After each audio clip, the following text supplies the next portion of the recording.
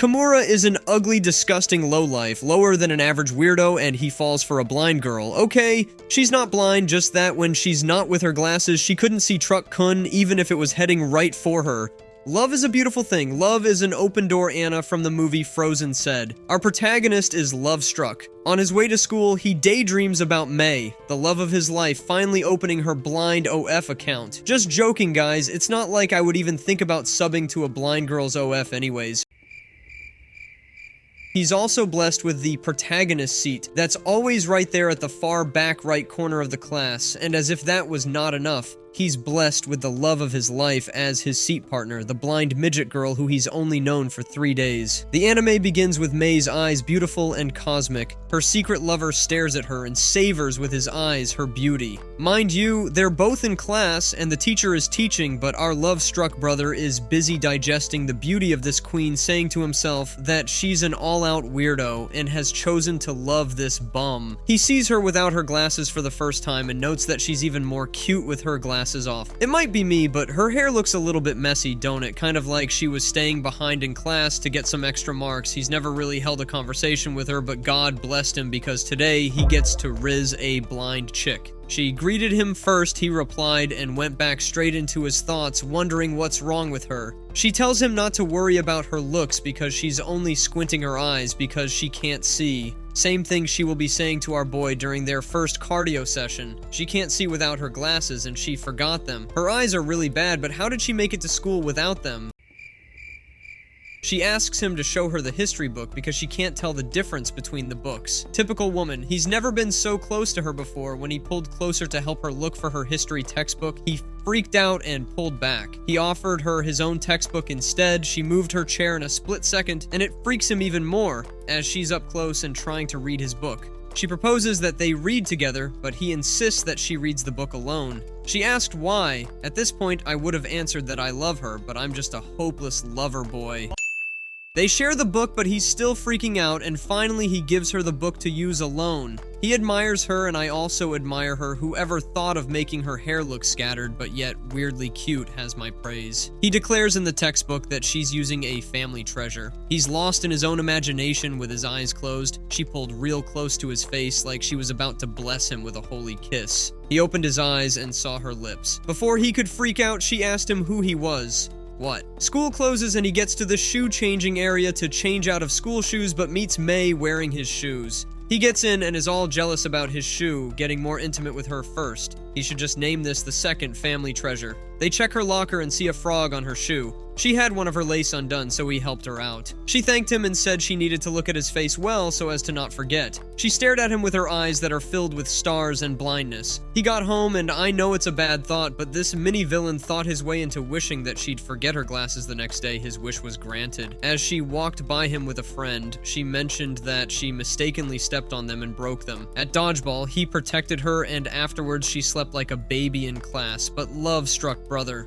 Kimura by name Komu for shorts. He thinks she's just trying to read. He finds out she's sound asleep, tries to wake her up, but couldn't muster up the guts to do so. So he whipped out the eggplant. Oops, wrong anime. I mean, he lied to the teacher that she's reading. She eventually wakes up and thinks he's her father. She can't see, and she's still half asleep. She then rests her head on his shoulder. Komu would have given the world for this moment to last forever. But the teacher cuts it short by hitting May on the head. The next day, she came to school without glasses. She looked at him with her eyes piercing into his soul. Today, Komu and Mie are on lunch duty. Mie, without her glasses, struggles to serve the food. She's serving stew, so you are either getting too much potato or too much meat, but that one's good, or too much stew, or worst of all, very little soup. It was a gamble. I loved it. Komu offers to help, but Mie, determined as ever, declines. A student approaches and asks Mai for more meat. She counters by offering more potatoes instead, but actually gives him more meat. After completing their duties, Mie surprises Komu with a plate heaped with meat. She thought it was meat, but it was in fact just a plate filled with potato. But what gives? It's the thought that matters. She did this as a gesture of gratitude for his kindness the previous day. Mi shows up to class still without new glasses, but equipped with day contact lenses. Her attempts to put one in her eye are comically unsuccessful. It's like her body wouldn't just comply, prompting Komu to assure her in front of the whole class that he'll be her eyes until she gets her new glasses. The following day, Mi arrives with her glasses on but squinting, explaining that the weather often fogs them up. Another day rolls by, and Mi requests Komu's Lime ID so they can stay in touch. She wants to avoid the embarrassment of asking her family or friends for help when she forgets her glasses. After school, Mi texts Komu asking him to meet her at Kichijoji Station. Upon arrival, Komu learns that Mi lost her glasses on the train and needs his help to get to an important place. Komu, realizing this feels like a date, which it eventually turned out to be, is both excited and nervous. They head to a restaurant where Komu helps Mi eat her cake. Afterward, they visit a glasses shop to pick up Mi's new pair. With her new glasses, Mi marvels at her clear vision. It must have felt good to see again. Komu feels his time acting as her eyes is finally over. However, Mi grabs his hand and says they should hang out some more. Next day, Komu notices Mi wearing a mask and her glasses fogged up. She explains she's sick and needs to wear the mask. When students treat him oddly for having foggy eyeglasses, Mi removes her glasses and claims she forgot them, not wanting Komu to laugh at her. On his way to school, Komu saw Mi playing with a plastic bag she mistook as a cat. He realizes she forgot her glasses again and decides to play along to avoid making her look silly. Komu got to school and met his nightmare. He spots the school's popular boy, Azuma, helping Mi look for something, and in an instant he was filled with jealousy, much like how Naruto feels when he sees Sasuke getting all the attention. Mi thought it was Komu and thanks him for helping her, but Azuma corrects her, saying he was the one who helped. Mi apologizes for mistaking Azuma for Komu. The next morning, Mi meets her friends who warn her about forgetting her glasses, saying she might get wrinkles from squinting so much. Mi, worried about her looks, rushes to the restroom to check her face. Meanwhile, Komu arrives at school, wondering if Mi has forgotten her glasses again. When he enters class, he's struck by Mi's beautiful eyes as she turns to him with her eyes wide open but squints them back because she couldn't see a thing. Komu was unable to focus on anything else for the rest of the day. Like Midoriya admires Uraraka in My Hero Academia.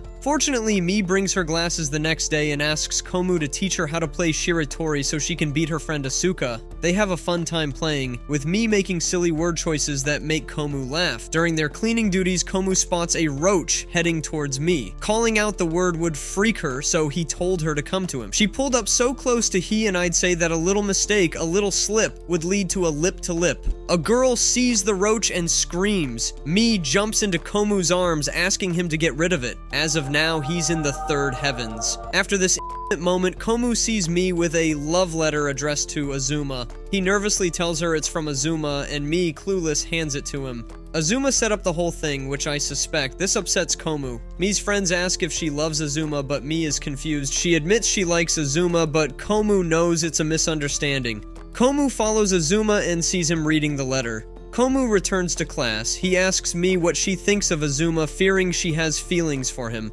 Mi says she likes Azuma, and as God may have it, she likes Komu too. Azuma then approaches Mi with a response, making Komu anxious. Komu reads the letter and realizes Azuma knows he likes Mi. Azuma tells the girls that Mi delivered someone else's letter, clearing up the misunderstanding. It's freezing out today. Komu runs into Mi at the vending machine, unable to see clearly without her glasses. She accidentally buys black coffee and asks Komu to drink it. He thinks of it as an indirect kiss and was unable to drink it. The next day, Komu is running late and running to school and sees Mi running too without her glasses again. She doesn't recognize him and says to him, thinking he's a stranger, that her hair is a mess and she wouldn't want Komu to see her that way. Another day, Komu is carrying Mie to the nurse's office after she sprains her ankle and breaks her glasses during PE. The nurse's office is empty, so Komu suggests Mi sit somewhere. She ends up standing on a beam scale and tells him to forget what he saw, at all cost. Later, Mi struggles to put a document on the bulletin board. Komu tries to help but can't reach. Azuma steps in and posts it effortlessly. The joy of being tall. Komu feels a bit down about his height, but Mi comforts him, saying she likes that he's not far taller than her and she can see his face up close whenever she likes. Komu notices Mi reading something with tears in her eyes. She explains that her friend told a joke, making her laugh hysterically.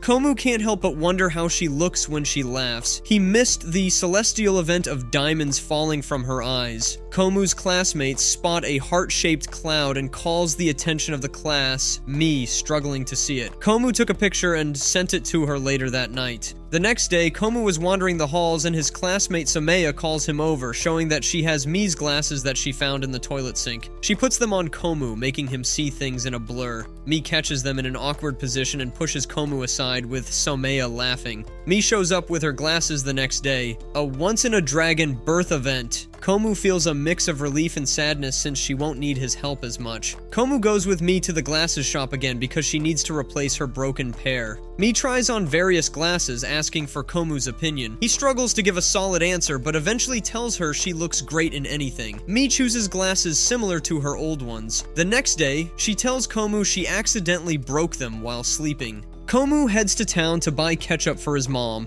As he walks, he spots some Valentine's Day gifts and daydreams about Mi giving him chocolates. Chocolates? Do guys daydream about that?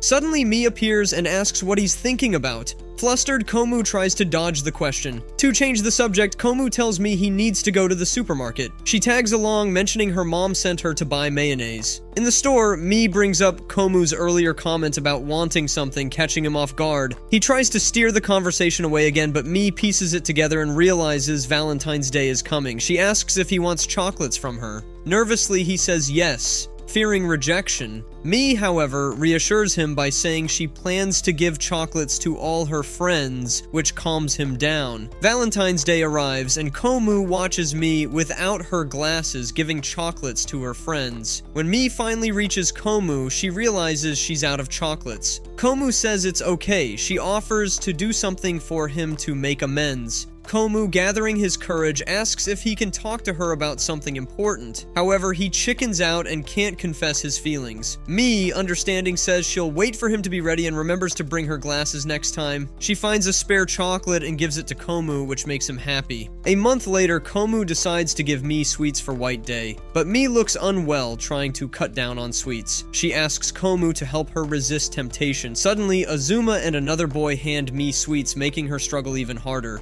Komu offers to hold on to the candies for her, but she declines. Just as she's about to eat Azuma's sweets, Komu gives her the candies he got for White Day, making her smile. Komu meets Mi at school, and she's busy filling out a Nagamori Original Sweets point card to get some treats. She mentions that she needs to send it off before the card expires. Komu offers to go with her to the post office since she doesn't know where it is. Some guys call Komu over and invite him to a new arcade.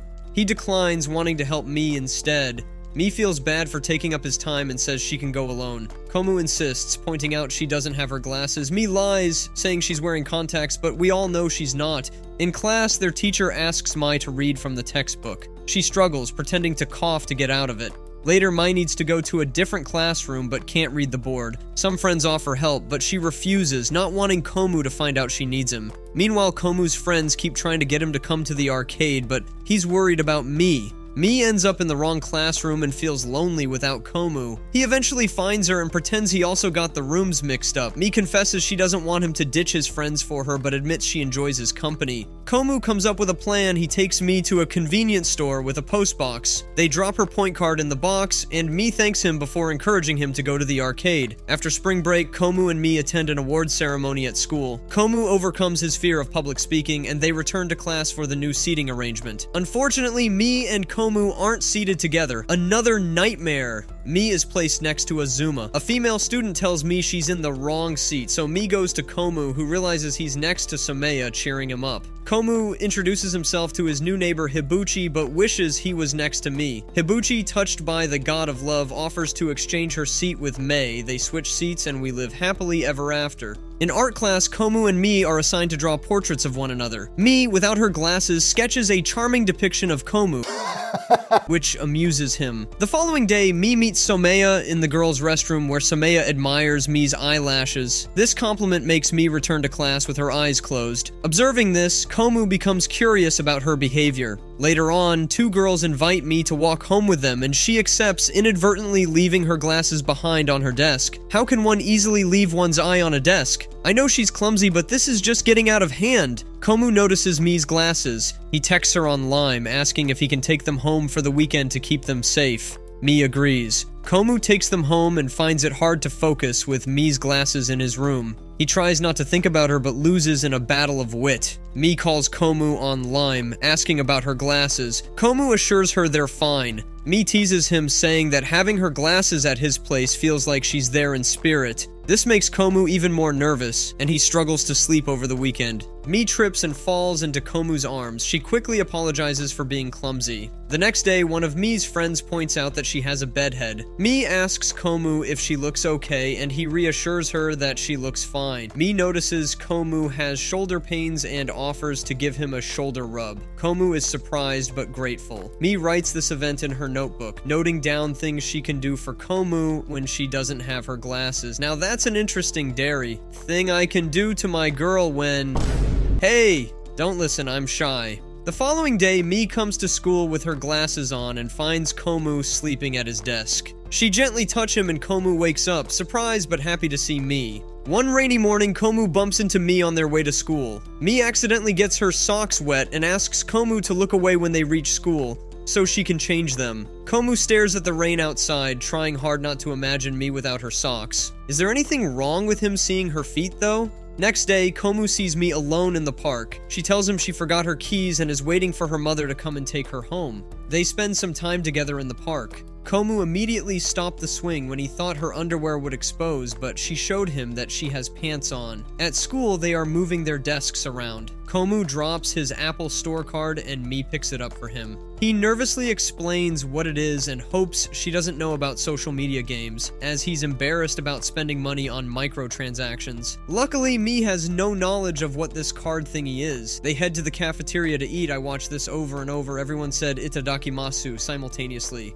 One night, Mi accidentally calls Komu. She meant to call Asuka because she was staying over at her place, and apparently Mei got lost on her way to the washroom in the dark. His mom suddenly shows up and he had to go quite. He whispers her maid in a rather s**y way. This startled her. She returned the favor not quite long. Komu helps guide Mi over the phone until she finds her way. After some fun at the pool, Komu leaves a store determined to spend less money on games. He spots Mi eating a snack and decides to join her. He notices she has a winning dessert and urges her not to throw it away. Mi hands it to Komu and leaves. Walking behind the school, Komu notices a girl confessing her feelings to Azuma. He hides behind a tree and a cat suddenly joins him, making him worry the cat will give away his hiding spot. Out of nowhere, Mi arrives and starts acting like a cat herself. She sees Azuma and the girl but doesn't seem to care, focusing instead on the real cat this time. Phew, last time it was a polybag. Komu wonders if Mi can understand romantic situations and whether he'll ever have the courage to confess his feelings to her.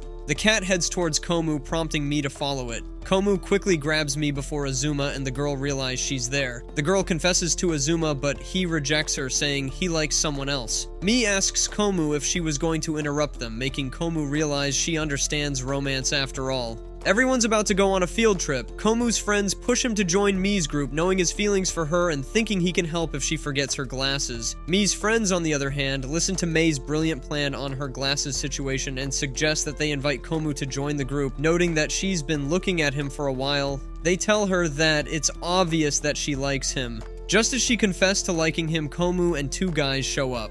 Mei and the two girls welcome Komu and his two friends into their group. At night, Mi packs her spare glasses in her bag and goes to bed. Komu and Mi arrive at school late the next day. Mi informs everyone that she broke her glasses. Okay, this glasses thing is getting out of hand, but has a spare pair. On the bus, Mi puts on her spare glasses. A friend reminds her of the time she bought fake glasses in Kamakura because of the frame. Mi realizes she brought the wrong pair of glasses, the fake that her friend just mentioned. They arrive at their destination, and Komu realizes that she's on a fake glasses. It wasn't that hard to realize because he's been with her and has most likely understood her seeing pattern. He wonders if Mi can take notes with her fake glasses. Komu takes Mi to exhibits she can see. Mi realizes Komu knows about the wrong glasses and apologizes. She thanks him for his help and tells him he can leave her. Later, Mi wanders off, but Komu finds her. Mi cries, feeling guilty for relying on him. Komu admits he hopes she forgets her glasses because he likes helping her. Mai thanks him. I dated a girl who wore glasses once. She was the best thing that ever happened to me.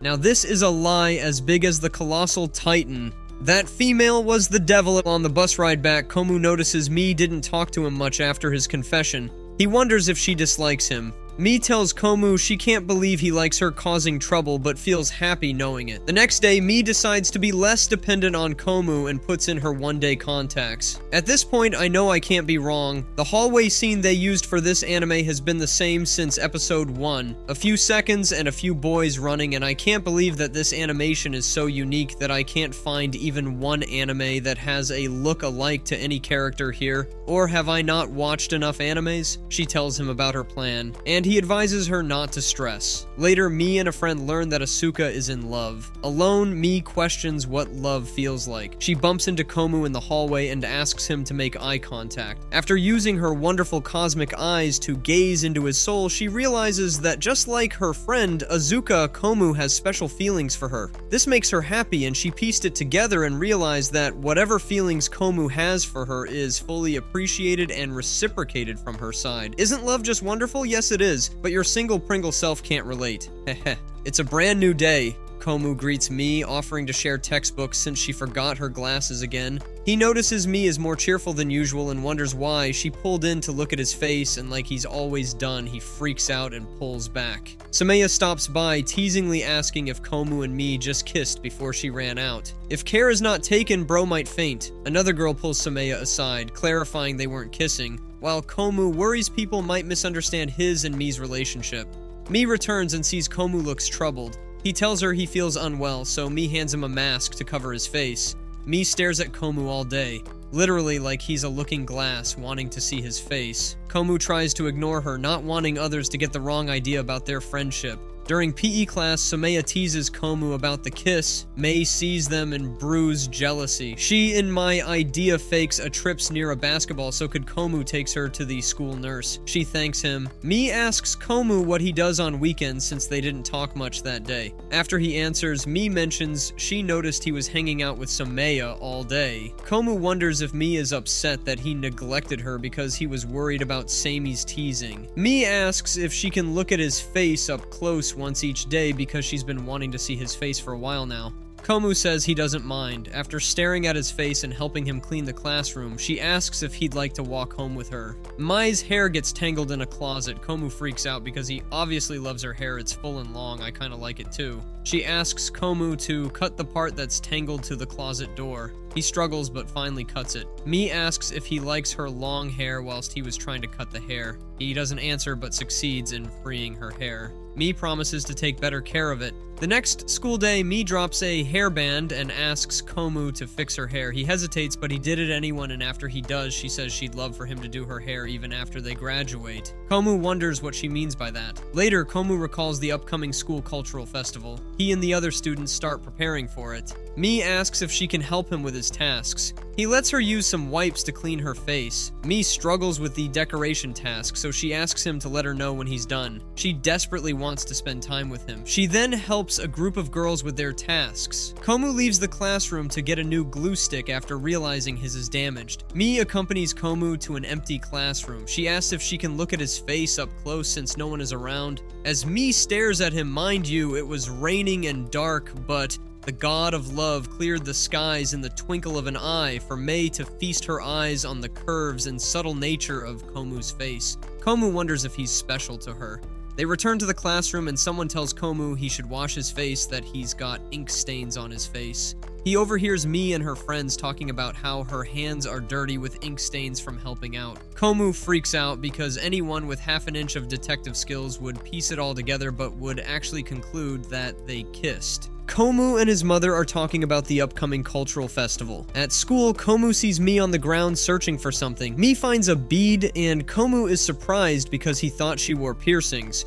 During lunch, Mi explains that the bead is for a project she's working on for the cultural festival and that she doesn't actually wear piercings. But wouldn't it just be rad if she actually had piercings? Komu mentions he doesn't think he'd look good with piercings, even though his family has suggested he get his ears pierced. Mi playfully puts a bead near Komu's ear and tells him he'd look cool with piercings. That night, Komu goes home and thinks about whether he should get his ears pierced. That's dangerous, bro, might just do it out of love. The next day, the students are preparing for the cultural festival. Asuka asks everyone if they can stay until 7 to help finish things up. Samya teases Komu, asking if he and Mi have kissed yet. What in the pest is this girl? This annoys him. Mi tells Somia she'll stay and help with the preparations. Komu and Mi help Asuka, Somia, and others with the festival decorations. During a break, Komu notices Mi's phone on the floor. Mi asks Somia where Komu went. Komu hides behind a curtain, trying to avoid being seen looking at Mi's messages. Mi picks up her phone and tells Asuka she needs to go home.